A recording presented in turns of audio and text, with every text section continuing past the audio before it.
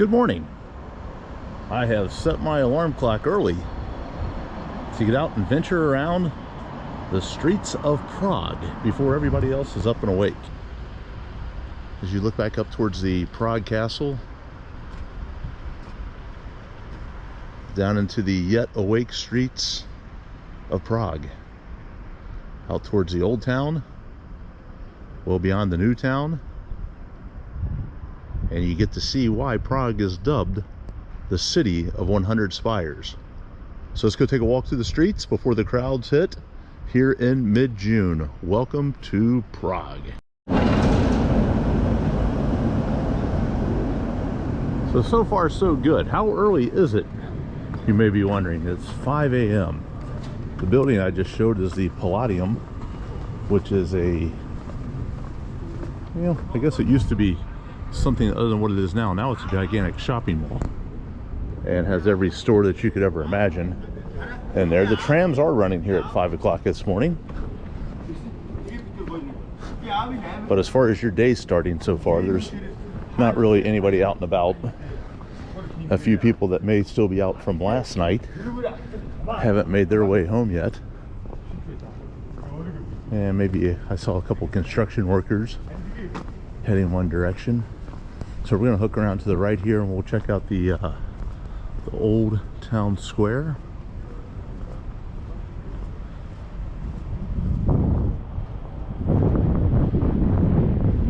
Coming up in a little bit more, Prague is one of the most historically preserved towns in all of Europe. A lot of cities even close by, Dresden, which is only maybe 150 kilometers, 100 miles or so to the north, was destroyed during World War II. Prague itself was never bombed, with the exception the Allies, thinking Prague was Dresden at the time, hit Prague over a day. But fortunately, before too much damage was done, I guess they realized they were in the wrong damn town.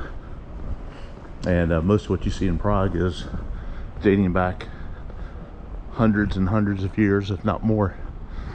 This is the Powder Tower, which was originally one of the city gates, and it was used in the 17th century to store gunpowder. And walking through there will take us into the old town.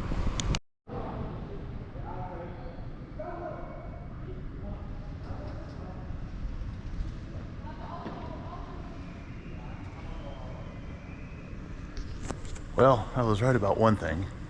Most of the people that you're seeing out are just heading home. A lot of the dance clubs and underground pubs stay open till 4 or 5 o'clock in the morning. And some of them don't even open till late at night. So this being the summertime, you get a lot of tourists that come in. A lot from Great Britain. Prague is a pretty affordable destination. Not as affordable as it was on my first trip, say 6 or 7 years ago. You've certainly seen the inflation crisis in the Prague area and the Czech Republic itself. Probably a little bit harder than some other European countries. Just even in the grocery store last night, things that were, less than $1 for a yogurt a couple years ago are now well up over $1 in currency equivalency of the Czech crown. But anyways, we kind of snake along this street here. It will put us right onto the old town square. All the churches that are there. The astronomical clock. A lot of the highlights of the main city are right up ahead.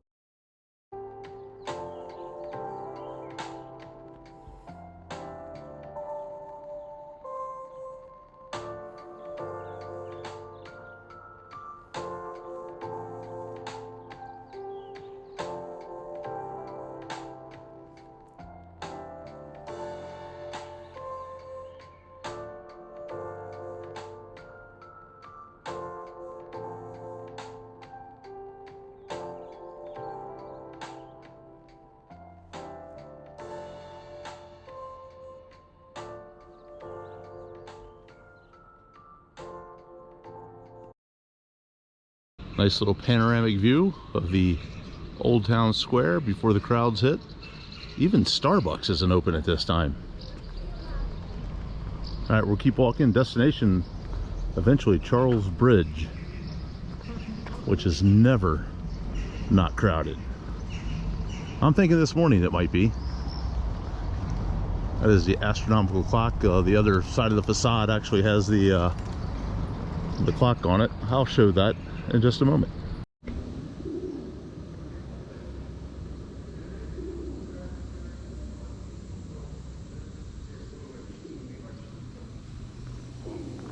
That was the aforementioned astronomical clock. As promised, I told you, Starbucks not open this early.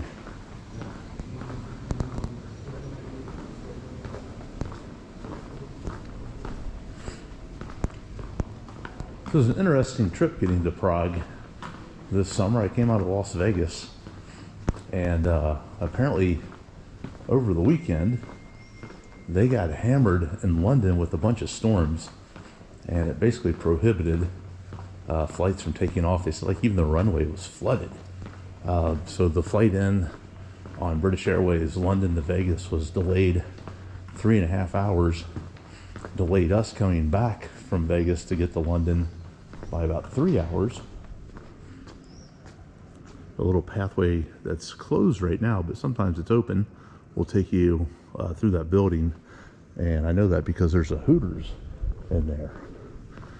And sometimes you need a taste of chicken wings, you go to a Hooters. We'll walk back through the cobblestone paths here, see some of the buildings. But when we finally got into London, my connection to Prague was actually canceled that day. And I knew I wasn't going to make that connection regardless because we're just going to be there too late. However, there was one that went 2 hours later. I thought, well, ultimately, British Airways would just put me on that flight, and I would still get into Prague, albeit a couple hours later. Well, that did not happen. Apparently, I wasn't the only one on the flight that was canceled, so they put everybody else that was on that canceled flight onto the 7 p.m. and they rolled me to the next day at 6 a.m.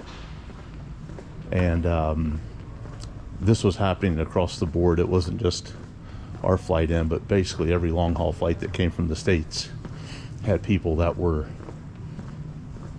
basically bumped off their flight or missed their connection.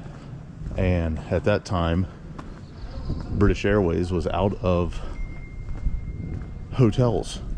So basically they told you, find your hotel, find your transportation, pay for your food, save your receipts, turn it in, and they will reimburse you. My stay there in London cost me almost $400. It was $200 just for the hotel room. And I was really lucky to find that because I found something within about 5 miles of the airport. I had heard from the British Airways representative that some people were having to go an hour, hour and a half out of Heathrow to find a place to stay. So I was very fortunate to luck into that. But anyway, they put me on a flight at 6 a.m. For the following day, and I asked her, I said, if I got to take a train an hour out of the city, that means I'm going to have to get up at 3 in the morning to come back. And I said, that's not usually the way I like to do things. And she was very accommodating and put me back to a later flight that left early afternoon and got into Prague about 4:30 in the afternoon. I don't remember exactly when, but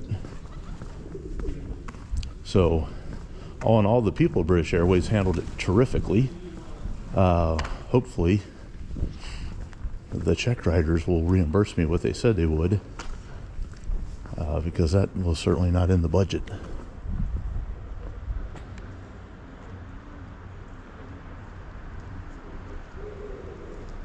I'm going to see a few more folks out now. About 5:30. All right, let's walk down to the Charles Bridge. Well, we have made it down to the Vltava River. It's flowing pretty fast right through here, and up here in the distance is the Prague Castle, and in the foreground is the aforementioned Charles Bridge. Let's go take a walk across. It doesn't look like there's many people up there. I just see a couple of folks, so we should have it all to ourselves. Charles Bridge in Prague.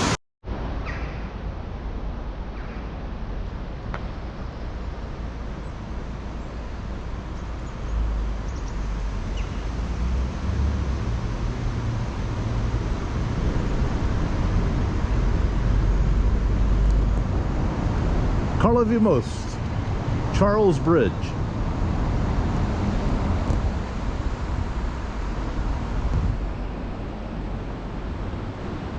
Built in the 1400s.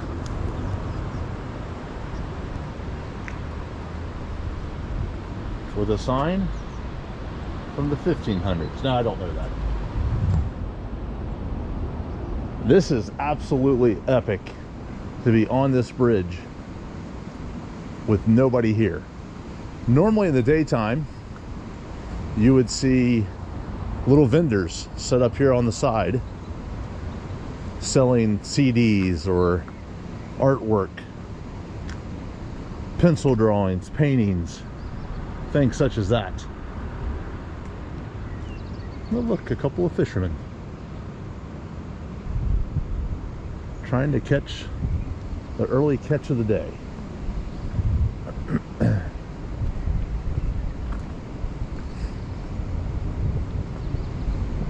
All the saints are in sculptures here along the bridge. Weathered with time, but still standing and keeping watch over the bridge in the city of Prague.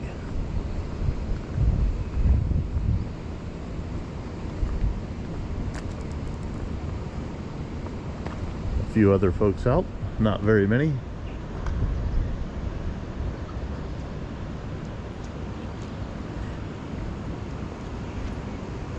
The Prague Castle and the St. Vitus Cathedral. I don't know if it shows up well on the video, but the sun is hitting the golden top of that one spire, illuminating it rather magnificently.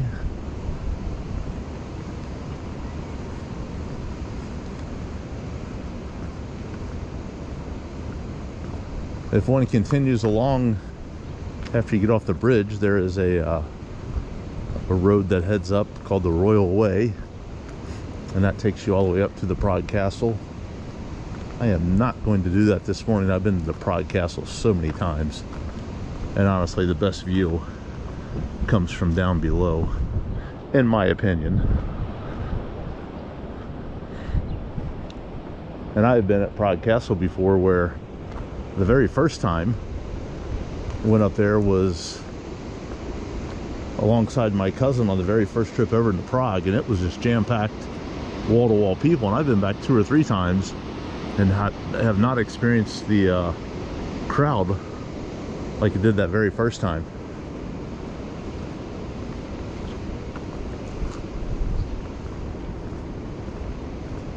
Not to say that people are not going to Prague Castle, of course they are, but just the last few times I've been up there, it's been rather quiet with the crowds.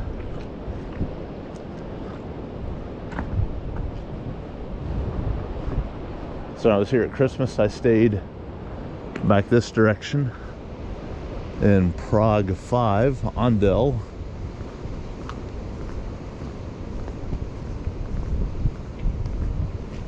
And this time I'm staying in Prague 1. Matter of fact, from where we started is just back between those 2 bridges, opposite of where we are right now.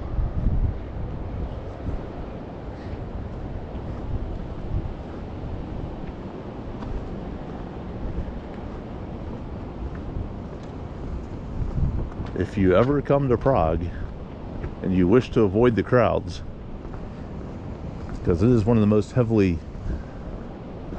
touristed cities, especially in the summertime, by God, set your alarm clock early and get up and come enjoy it before everybody else is down in the city.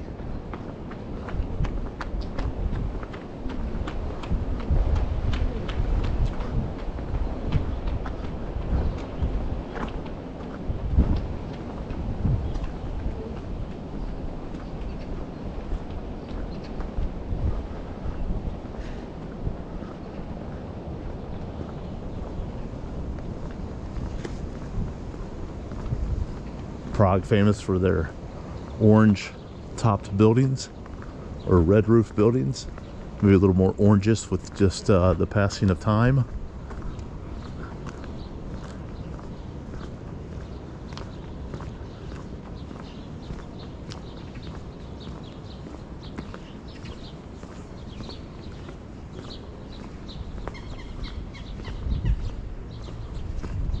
That bird you hear is a jackdaw. Only found in Europe and somewhere in Asia, I think, but you never hear them back in the United States or Canada because they're exclusive to the Eurasian region, I guess would be the saying. There you go, a little shot up Prague Castle. Has sunrise is here. It's supposed to be rainy and stormy later. So good thing that we got out early to explore the Old Town and Charles Bridge.